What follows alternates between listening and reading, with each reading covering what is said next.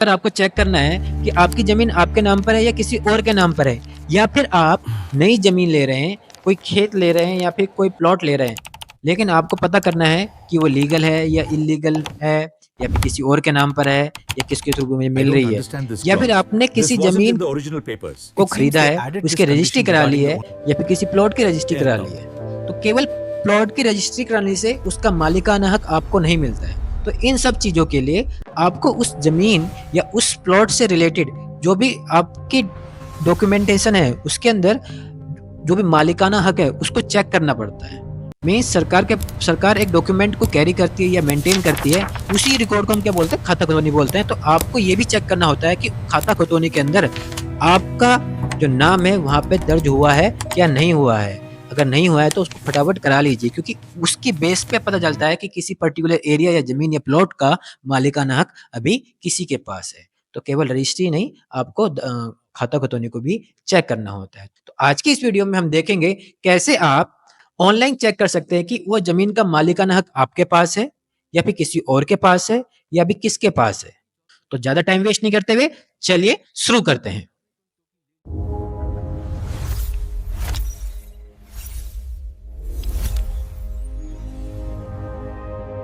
तो दोस्तों हम अब अपनी स्क्रीन पर आ गए हैं, या फिर आप अपने लैपटॉप या फिर कंप्यूटर या फिर फ़ोन, तीनों में से जो भी यूज़ करना चाहें उसमें से आपको खाता खतौनी दिख जाएगी। इसके लिए सबसे पहले आप स्क्रीन पर आने के बाद आप गूगल क्रोम को ओपन कर लेंगे।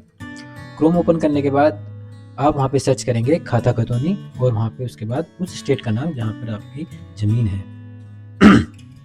सपोज मेरे केस में मेरी ज़मीन उत्तराखंड में है, तो मैं खाता खतौनी उत्तराखंड सर्च करूँगा। उसके बाद यहाँ पे मुझे फर्स्ट रिजल्ट मिल जाता है देवभूमि यूके भूलेख पोर्टल। तो यहाँ पे आपका कुछ इसका यूआरएल इस तरीके से बनेगा, bhulekhuk.government.in। तो पहले वाले लिंक पे क्लिक करूँगा।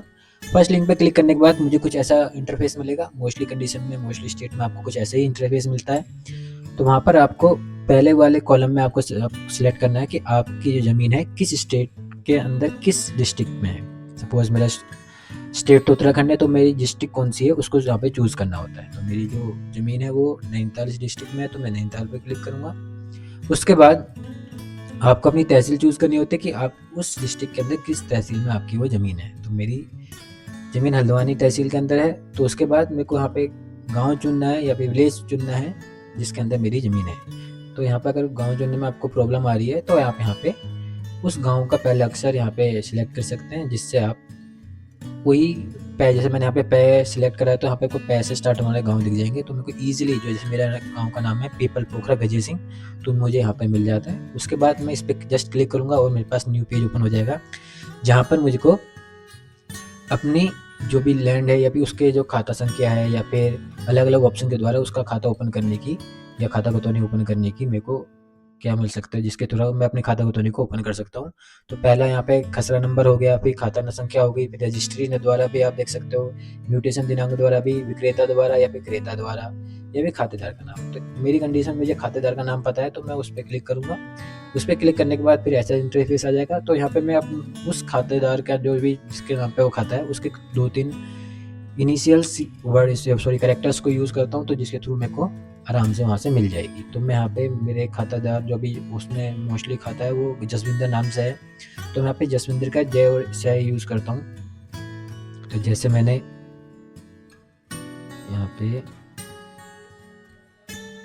जय और से करा तो मेरे को उसी नाम से जनरली मेरे को यहाँ पे जसविंदर नाम से मिल गया। अब ये इनके 2 हैं, तो मेरे कंडीशन में मैंने पहले ही चेक कर लिया, तो ये है। आप दोनों को एक बार चेक कर लें, जहाँ पे आपका नाम आता है वही आपका खाता संख्या हो जाता है। तो यहाँ पे उद्धरण करें देखें पर क्लिक करेंगे। उसके बाद आपकी खाता खतौनी यहाँ पर ओपन हो जाएगी। तो यहाँ पर आपको दिख रहा है जैसे कि यहाँ पे ग्राम का नाम पीपल पोखरा गजेर सिंह, यहाँ पे परगना, फिर इसके बाद तहसील, फिर जनपद, फिर फसली वर्ष, यहाँ पे आपका भाग 1, और इस तरीके से आपको दिख जाता है। और लेफ्ट हैंड साइड में जितने भी खातेदार होंगे उस ज़मीन से रिलेटेड वहाँ उनके नाम दिख जाएंगे। और यहाँ पे आपको कहाँ कितनी ज़मीन है, कहाँ से है, और यहाँ पे खसरा संख्या मिल जाएगी। यहाँ पे क्षेत्रफल इन हेक्टेयर वहाँ पे दिखेगा। और इधर आपके जितने भी आदेश है, आदेश मतलब किस दिन की कौन सी ज़मीन किस तारीख को किसके नाम से किसके नाम पर हुई है। मतलब एक का नाम हटेगा तो दूसरे का नाम चढ़ेगा। इन माई केस जैसे मेरी मम्मी को के नाम पर हुई थी, जैसे ये आपको ये दिख रहा है।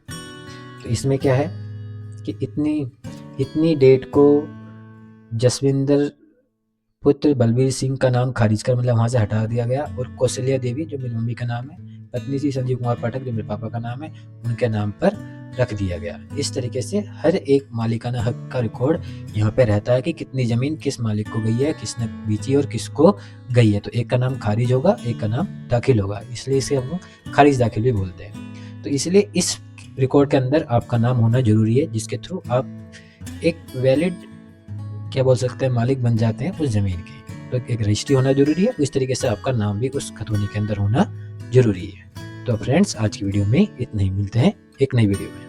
तो फ्रेंड्स आज की वीडियो में हमने देखा कैसे हम किसी पर्टिकुलर एरिया या फिर ज़मीन के मालिकाना हक को पता कर सकते हैं कि वो भी किसके नाम पर है और पहले किसके नाम पे थी। अगर आपको ये वीडियो अच्छी लगी तो हमें कमेंट बॉक्स में ज़रूर बताएं, और इससे रिलेटेड जितनी भी इन्फॉर्मेशन हो वो हमें ज़रूर बताएं कि और आपको किस इन्फॉर्मेशन के बारे में पता करना है, या फिर किस ऐप को चलाना या यूज़ कैसे करना है उसके बारे में आपको पता करना है। हम आपके लिए ऐसी वीडियो बनाते रहेंगे। तब तक के लिए धन्यवाद, मिलते हैं एक नई वीडियो में। Thank you.